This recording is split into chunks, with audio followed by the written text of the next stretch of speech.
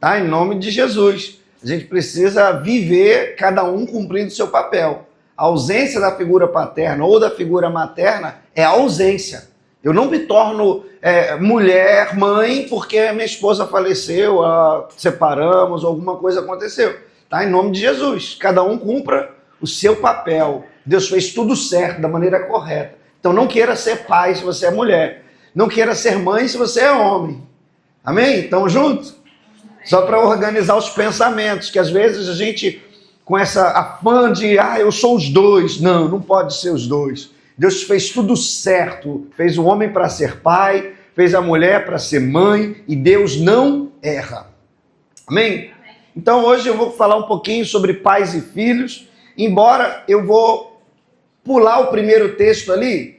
Antes de colocar esse texto, eu vou colocar um que está fora, porque enquanto nós estávamos ministrando ali, a Fabi estava ministrando aqui o louvor junto com a gente, e o Espírito Santo me inspirou para um outro versículo, para a gente começar, antes da gente orar, que está em Efésios, no capítulo 5. Então, se eu peço aí para você me ajudar aí, no Holyrics, tem a Bíblia aí, o Efésios 5, no verso 1. E aí eu vou ler 1 e 2. Diz assim, Efésios 5. A minha versão aqui está diferente, aí está a nova tradução. Tem como botar para NAA, Nova Almeida Atualizada, que aí a gente lê igual. Oi, deixa eu ver aí. Diz assim, portanto, sejam imitadores de Deus como filhos amados. É isso aí, essa versão aí. E vivam em amor, como também Cristo nos amou e se entregou por nós como oferta e sacrifício de aroma agradável a Deus. Eu vou ler mais uma vez, e aí a gente ora e a gente começa a partir daqui, pode ser? Diz assim, Efésios 5, no verso 1. Portanto, sejam imitadores de Deus como filhos amados, e vivam em amor, como também Cristo nos amou e se entregou por nós como oferta e sacrifício de aroma agradável a Deus. Bom Deus, eu te peço que fale conosco, que a minha boca seja a tua boca, que a minha inspiração seja aquilo que está no teu coração, que a gente possa, como igreja, Senhor, nos aprofundar, não apenas na tua palavra, mas no relacionamento contigo, através dessa revelação que vai ser ministrada aqui da palavra hoje. Eu te peço que flua, Senhor, em todos os corações que chegaram aqui ávidos pela tua palavra, pela tua presença, te revela para nós. Eu te peço isso, Senhor, em nome de Jesus. E quem crê, diga amém. Amém. Eu sei que eu tinha preparado outro esboço, e pode já colocar o outro esboço sem problema algum, mas eu queria compartilhar algumas reflexões sobre esse texto, porque ele diz assim, eu quero que vocês vivam, portanto, sejam imitadores de Deus, como filhos amados. Eu quero que você saiba que todo filho, ele tende a imitar o pai, independente se o pai é bom, se o pai é mau. Por quê? Porque às vezes ele faz um espelhamento oposto. O pai é mau e o filho se vê na vida do pai e ele decide não fazer nada daquilo que o pai está fazendo e passa a viver o oposto, né? E até a ausência paterna gera traumas terríveis na vida da criança. A ausência do pai, para você ter uma ideia, é o que tem causado a maior índice de homens afeminados. Porque ele é criado por mãe, por vó, por todo mundo, e só mulheres. E aí quando ele cresce, ele não cresce num ambiente onde ele conhece a masculinidade. Então, aqui eu acho interessante que ele diz assim, eu quero que vocês sejam imitadores de Deus, como um filho que se sente amado, copia o modelo que seu pai é. Eu estou traduzindo na versão neosseriana da Bíblia aqui, ó. Porque eu tenho percebido que muitas pessoas não se sentem amadas de Deus. Porque existe um evangelho fofo que tem sido anunciado de um pai que ele é só amor. E eu quero dizer para você que um pai ou uma mãe que só dá amor para o filho gera filhos mimados. Vai ser, a gente tem percebido, né, que à medida que o tempo passa e as leis se aprimoram. Algumas pessoas, né, falam assim, a gente não pode bater nos filhos, a gente não pode falar grosso com o filho, a gente não pode falar áspero com o filho, senão o filho vai ficar traumatizado. Gente, olha a cara de traumatizado que eu tenho. Apanhei de cabo de vassoura. Léo já apanhou junto comigo da minha mãe. A minha mãe bateu em mim e nele. Cipó ainda, de cipó. A gente cortou uma cadeira lá no quintal, você lembra disso, Léo? E a minha mãe veio com cipó e deu em nós dois. A mãe dele também já bateu em mim. Minha cara de traumatizado. A gente se torna homens de valor, mulheres de valor quando a gente é disciplinado. E muitas vezes a gente vê da parte de Deus pessoas que falam como se Deus fosse só amor, como se fosse só bondade, como se Deus não disciplinasse. Como se Deus também não trouxesse os seus filhos para o trilho correto através da disciplina. Pastor, como que Deus faz isso? Pergunta para Jonas, como é que Deus faz isso? Deus deu uma missão e ele fugiu. Como é que Deus faz para trazer você de volta para o propósito, para o cerne, para o centro da vontade dele? É muito simples. O que acontece é que a gente precisa entender que o texto do versículo 2 diz assim, vivam em amor, como também Cristo nos amou. Sabe o que ele está dizendo aqui? Sofra.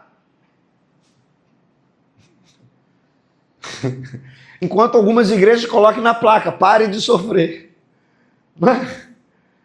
É que ele está dizendo, vivam em amor, como também Cristo nos amou, e se entregou por nós.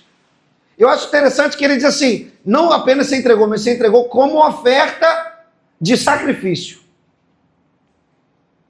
E aí eu penso, como pai, né? Eu até estava brincando aqui no Vital que só o fato da gente não precisa fazer nada. A gente pode estar dormindo, que a gente está gastando dinheiro.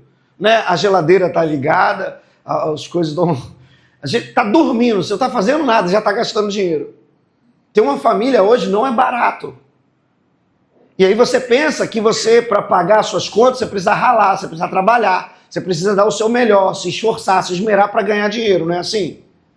É fácil, dinheiro, você está aqui respirando, caiu 3 notas de 200 no bolso. Não seria legal assim? Mas não é assim que funciona. A gente precisa ralar, gastar. E aí quando você trabalha e tal, você se dedica, às vezes você está no último limite da sua energia, da sua força, do seu último vigor, sua última desespero, mas você não faz apenas por amor. Você faz pela necessidade. Muita gente levanta 4, 5 horas da manhã na força do boleto. Não faz porque, eu estou fazendo nada, vou ali dar uma trabalhada. Estou fazendo nada, vou ali bater uma laje. A gente não faz isso naturalmente. Tem dia que a gente acorda inspirado e liga o som e abre a janela e começa a fascinar. Chega às vezes no meio do dia você fala assim, o que eu me inventei de fazer isso?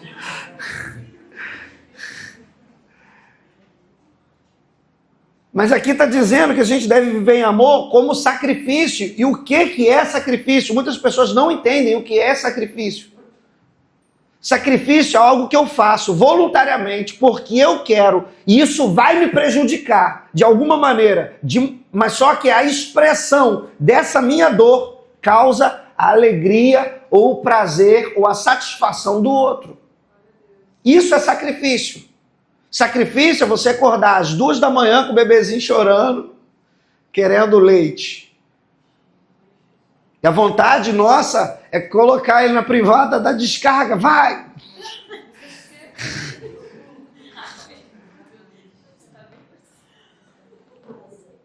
Gente, vamos ser sinceros, é fácil ter bebê?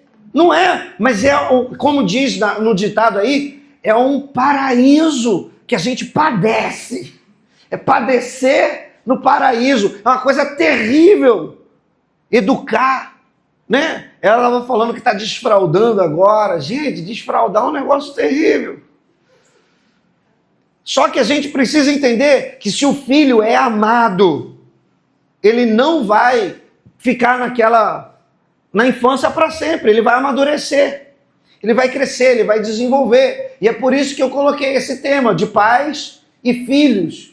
Por quê? Porque nós somos filhos de Deus. Amém. Então essa mensagem não pode ser exclusiva para pais, mas nós, como filhos do Deus Altíssimo também. Então agora as mulheres entraram na mensagem. Estamos juntos? Agora as irmãs estão juntas na mensagem. Então o primeiro texto que eu tinha separado é de Malaquias, capítulo 4, no versículo 6, que diz assim: e ele converterá o coração dos pais aos seus filhos e o coração dos filhos aos seus pais, para que não venha e castigue a terra com maldição. E eu quero que essa mensagem não seja uma mensagem pesada. E esse texto é um texto muito bruto, né? Fala de maldição e essa coisa toda, de castigo. Mas eu quero deixar bem claro uma coisa. Pode uma casa que está o pai e os filhos em desarmonia, em guerra, ser um ambiente gostoso essa casa? Seja sincero. Eu tenho 2 meninas e são totalmente opostas uma da outra. Uma é uma flor delicada, manhosa, uma princesa, Lana Maria. E eu tenho um pequeno furacãozinho, um tsunami, um vulcão em erupção chamado Maria.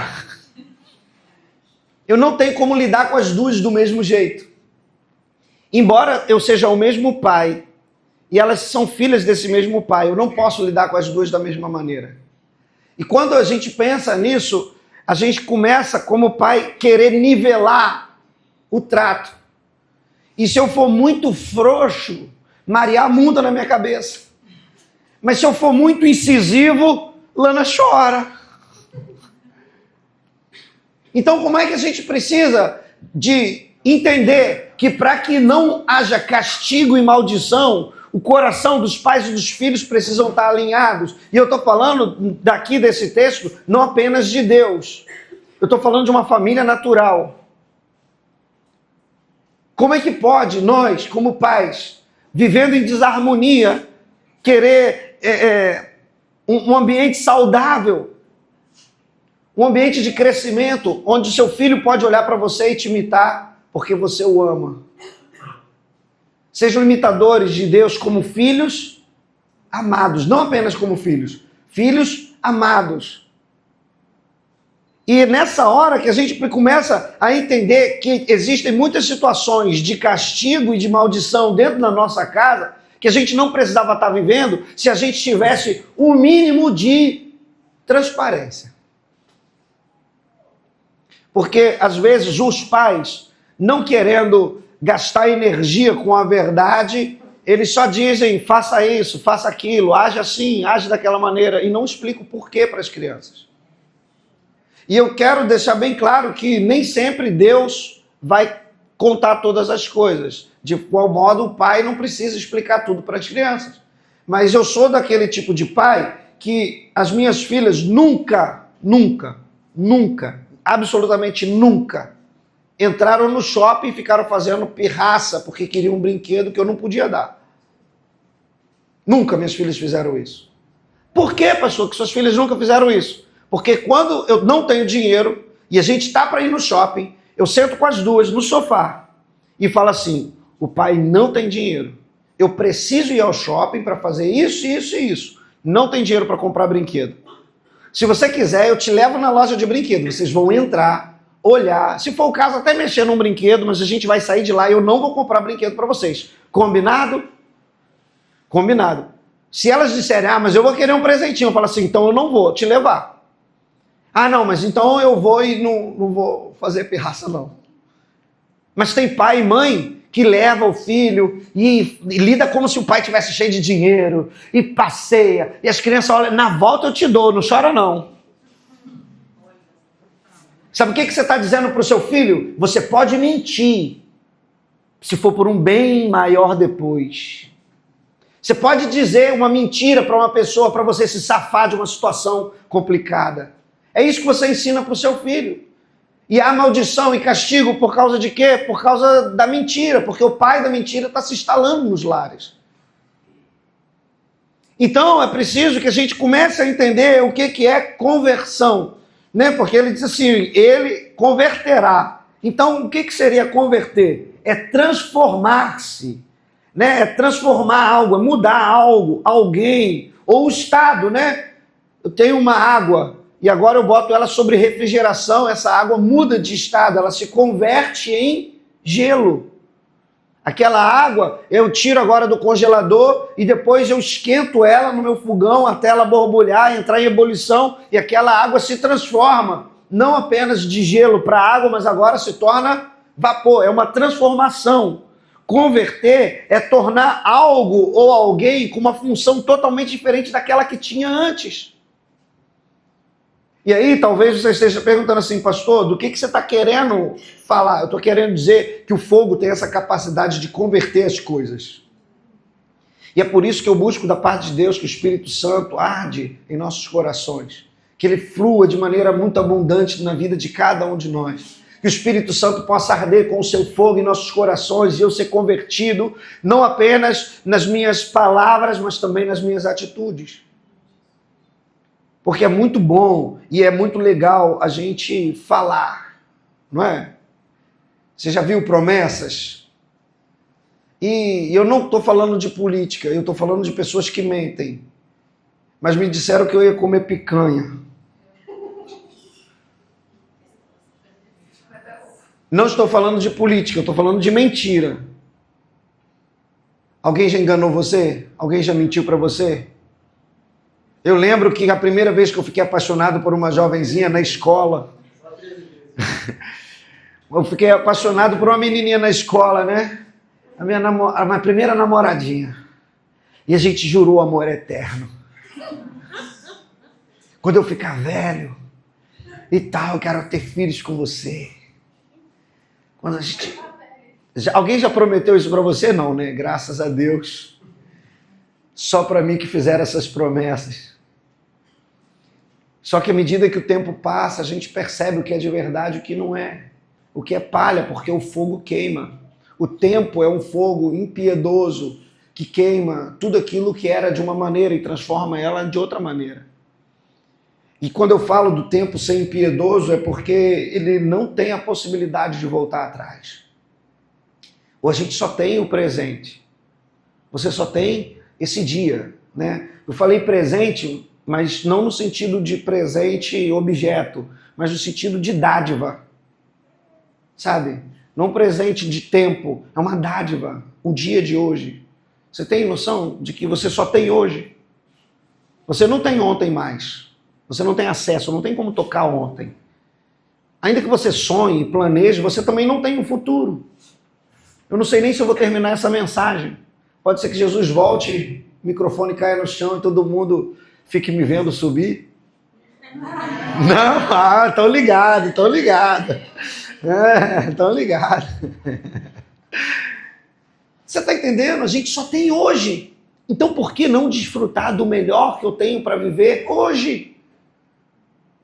Eu não sei se eu vou ter minhas filhas amanhã, né? Eu sei que quando a gente estava ali naquele hospital, Letícia sempre, mãe é mais emocionada que os pais, né? Então Letícia chorava copiosamente num dos dias, lá no CTI, será que a minha filha vai morrer? Não sei o quê. Eu falei assim, minha querida, está nas mãos de Deus. Deus me deu, e se Deus levá-lo, bendito seja o nome do Senhor. Eu só tenho hoje para viver. Abrace seus filhos, ame seus filhos, diga que o ama, peça perdão, se arrependa, ensina, instrua, não deixe eles caírem no abismo, socorre. Seja presente. E eu não estou falando de presente objeto, eu estou falando de dádiva, de estar junto. Seja presente. Porque a gente só tem hoje. E essa conversão só acontece quando o Espírito Santo está ardendo em nossos corações. Não existe uma conversão genuína sem a presença do Espírito Santo. Tem muita gente que fala assim para mim, pastor, você prega pouco sobre santidade. Mas eu falo sempre para essas pessoas, mas eu prego muito sobre intimidade com o Espírito Santo. Porque à medida que eu tenho intimidade com o Espírito Santo, eu me distancio do pecado. Então, não tem a ver com o quanto você tem a capacidade de falar que seu filho está errado, tem a capacidade de amá-lo tão profundamente que ele perceba que está indo pelo caminho errado.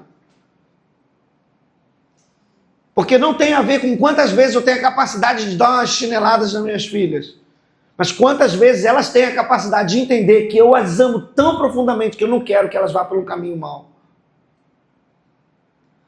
Porque senão, a Bíblia, para nós, seria um livro de regras.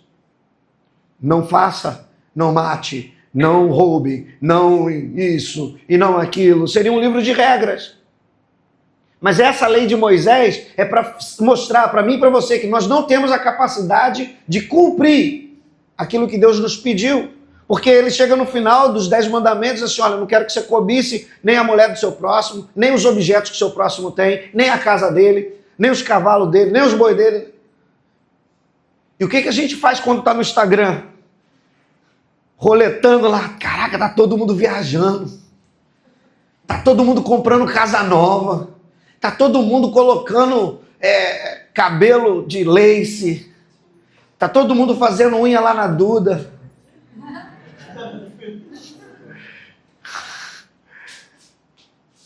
Não é? E a gente fica olhando, parece que a vida de todo mundo está perfeita.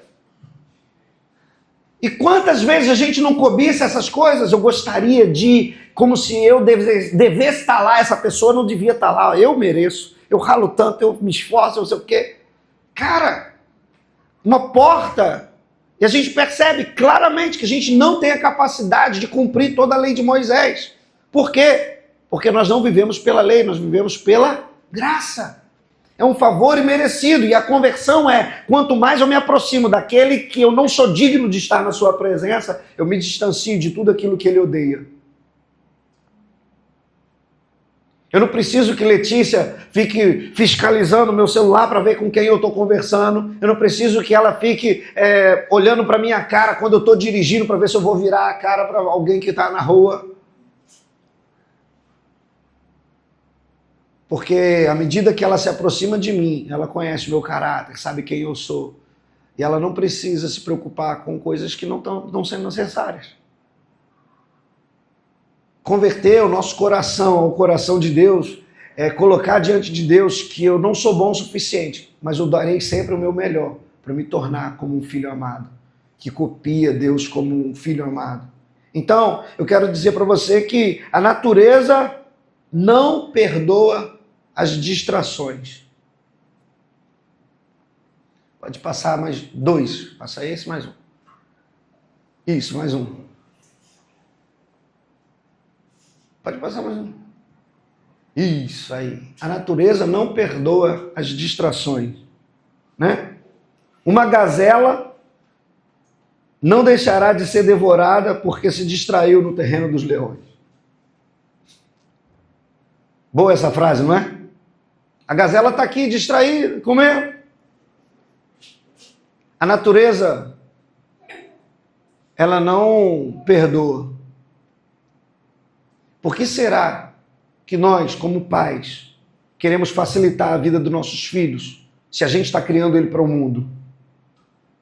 Você não cria o seu filho para você. Um dia você vai morrer e seu filho vai ficar. Quando o seu filho ficar e você não tiver, será que você preparou o seu filho para ser forte?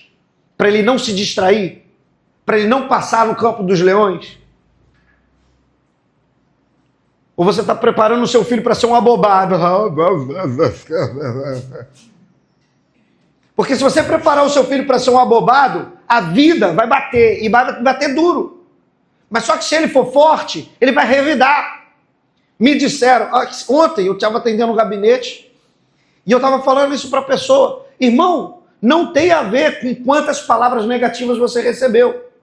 Tem a ver com quanta disposição você tem para fazer com que aquela pessoa engula aquilo que ela disse. Disseram para mim que eu não seria tecladista, porque eu atrapalhei o culto. Ah, você atrapalhou o culto, você foi horrível. A primeira vez que eu toquei, com 10 anos de idade, covardia, né, com a criança. Falei, essa mulher vai engolir o que ela está falando. Estudei igual animal. 7, 8 horas de teclado por dia. Chegava da escola e ia para o teclado. Antes de ir para a escola de manhã, acordava e ia para o teclado. Estudava. Em 6 meses, eu estava dando aula de teclado para o tecladista principal da igreja. Agora, tem gente que se você ouvir um negócio desse, você é ruim. Eu sou mesmo, eu vou parar, pode deixar. Não se distraia no campo dos leões. A vida te devora. Se você não tomar a rédea da sua vida, ensina os seus filhos a serem assim. É exatamente isso que Deus faz com a igreja. Tem gente que acha, por que no mundo tereis aflições? Jesus não sofreu tudo que precisava sofrer, porque ele precisa de uma igreja forte, gloriosa, que marcha contra as hordas do inferno.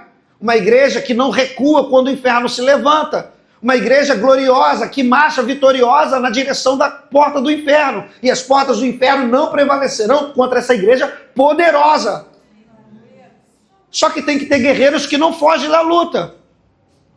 O problema é que a gente está vendo, criando um evangelho fofo, que se vier uma perseguição, como aconteceu lá na época dos discípulos de Jesus, todo mundo desiste.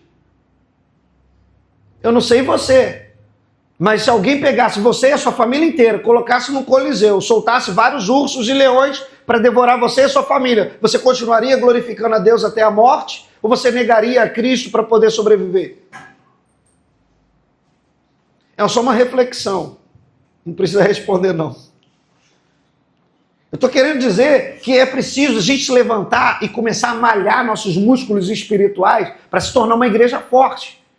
Uma igreja que quando, eu estava brincando uns anos atrás, tem uns 4 anos, e a gente começou a ver um levante do inferno lá em Marambaia. Aí tem uma diaconisa muito preciosa, a Gersina, ela gosta de libertação, ela gosta desse negócio de oração mais envolvendo nesse campo espiritual, de trabalhar com pessoas endemoniadas, essa coisa toda. E aí, a gente, no meio de uma oração, uma pessoa endemoniou, e aí ela ficou muito indignada, eu achei muito legal, cara. Ela ficou indignada, botou a mão na cabeça da pessoa e tal, eu te repreendo em nome de Jesus, sai capeta, isso o quê? Saiu. Aí, eu fui falar com ela depois, cara, achei muito legal a sua atitude, viu o endemoniado, já partiu pra cima, pá, foi lá resolver a parada. Aí ela foi e falou assim, é porque tem muito crente que tem medo do diabo.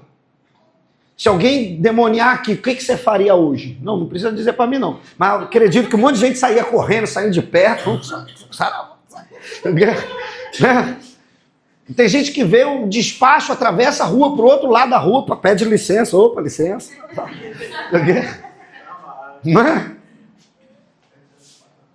Mas se você soubesse a autoridade que você tem, a Bíblia diz que o diabo, ele nem consegue tocar em você. Ele fica rugindo como um leão, procurando quem devorar. Mas ele não toca. Sabe por quê? Porque ele sabe quem é o Filho de Deus.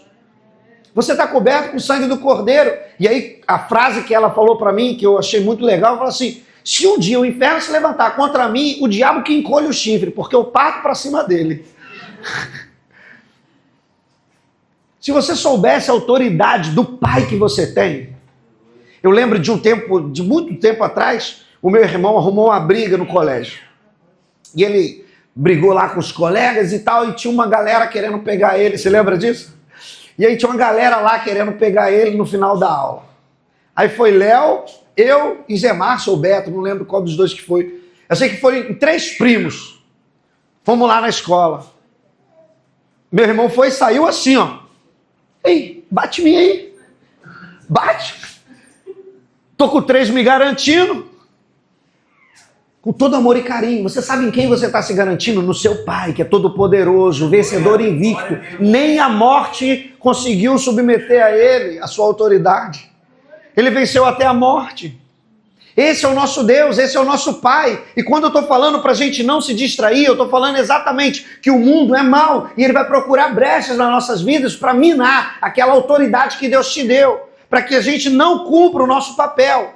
Agora, eu só preciso dizer para você que o papel de pai e de mãe são diferentes. O papel da mãe tem a ver com a doçura, com o amor, e o pai tem outro papel. O papel de tornar a criança desbravadora, tornar a criança destemida. É mentira ou verdade? Eu estava vendo um vídeo que eu achei muito interessante um treinador de futebol americano. Vocês já viram futebol americano? O cara bota um capacete, bota uma armadura e ele começa a correr e bate um de frente com o outro assim, pá, caraca, o negócio é fera. Eu morreria na primeira batida. Mas eu acho interessante. Só que aí o treinador colocou primeiro a mãe para jogar o futebol com o filho. Então a mãe vinha correndo e desviava do filho. E desviava do outro filho. E as crianças iam, passava direto. Agora o pai, vinha a criança correndo, o pai, pá! A criança dava 3 cabalhadas e pum, caía para trás. Eu falo assim, cara, é isso. Esse é o papel do pai, tornar os filhos fortes, destemidos, corajosos. Você nunca vai ver uma mãe no parquinho gritando para a criança, vai mais alto. Não é, cuidado, desce daí. O pai pega a criança pelo pé, bota de cabeça para baixo, sacode, bota no ombro. É o papel do pai tornar a criança forte, corajosa, destemida. E a mãe vem e acolhe. Ai, meu filho, coitado, espera bamba. Por quê?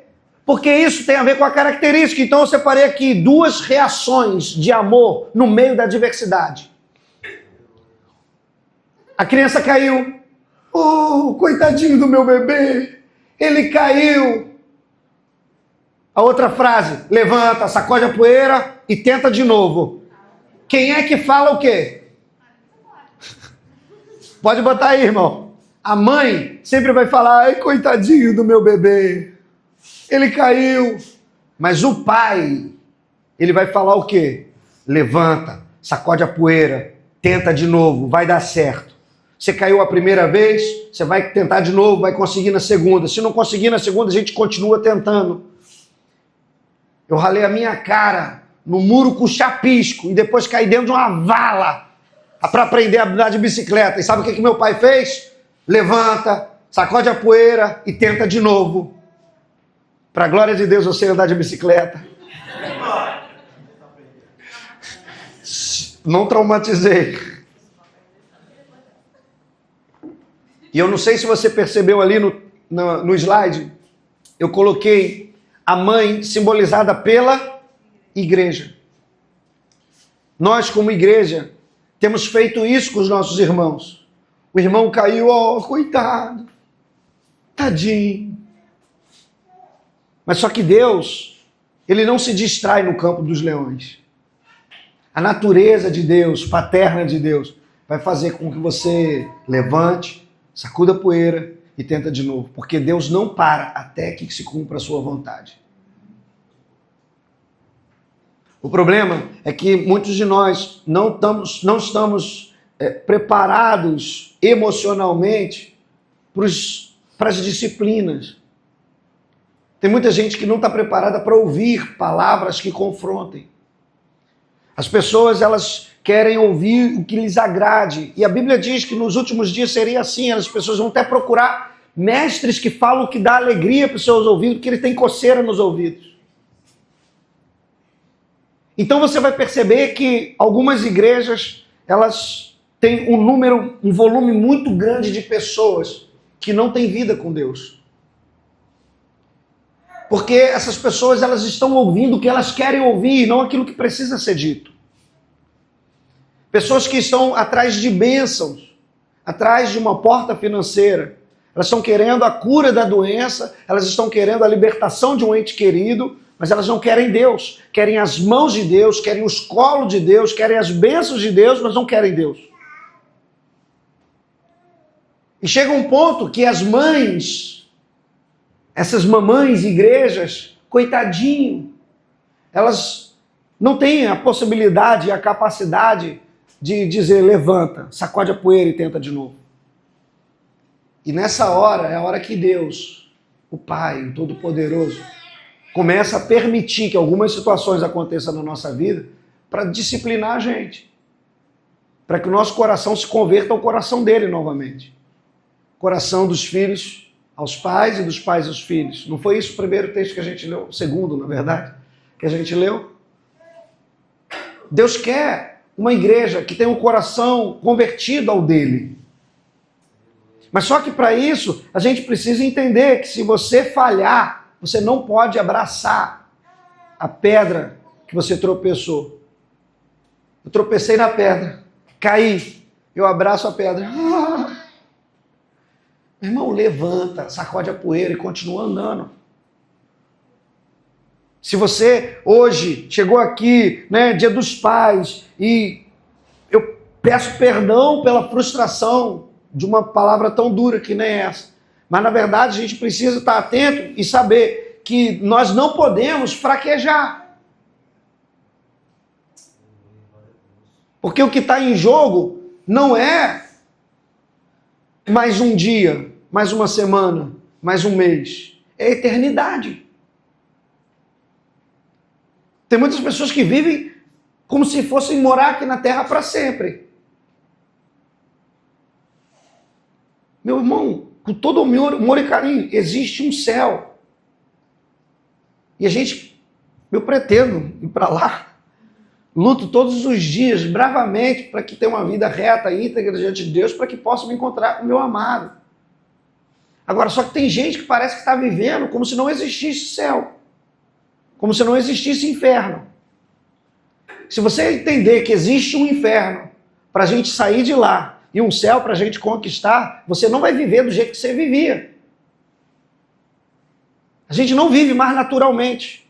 Se você pensar que os sinais da vinda de Jesus estão a cada dia mais evidentes, guerras, rumores de guerra, peste, está tudo lá em Apocalipse, no livro de Daniel, Ezequiel, você vai ver lá todas as profecias, está tudo se cumprindo e está cada vez mais claro isso. Jesus está voltando. E quando a gente pensa que Jesus está voltando, qual é o tipo de evangelismo que eu tenho feito para as pessoas que eu amo? Porque se Maria estiver num pico, né, de um precipício, na beira de um precipício, nem que eu tenha que correr e pular nela, agarrar ela pela cintura e puxar ela para longe, eu vou fazer. Por quê? Porque eu a amo. E qual o tipo de evangelismo que você tem feito pelos que você ama? Pelos seus pais, pelos seus filhos, pelos seus amigos, pelas pessoas que você ama? Porque Jesus está vindo e essa pessoa vai para o inferno. Qual tipo de intensidade a gente tem colocado no nosso evangelismo para que essas pessoas não se percam? É claro que a gente não pode colocar todo mundo no mesmo balaio, achar que está todo mundo pronto, está todo mundo no mesmo nível. Não! Tem pessoas que precisam se preparar para esse tipo de evangelismo. Mas, cara, o mínimo que a gente pode fazer, Jesus te ama. Jesus é bom. Ele tem a capacidade de transformar a sua vida. Se você falar isso, você está evangelizando. E você não precisa ser muito conhecedor profundo da palavra. Você só precisa ter vontade. Eu quero encerrar essa mensagem. O último aí, não pode... Esse daí não... É o mesmo do outro que eu tinha copiado. Eu quero encerrar essa mensagem porque hoje é Dia dos Pais. Pode. E a gente tem algumas coisas ainda para fazer. Eu quero orar com os irmãos. Eu espero que essa mensagem tenha sido bênção. Foi bênção?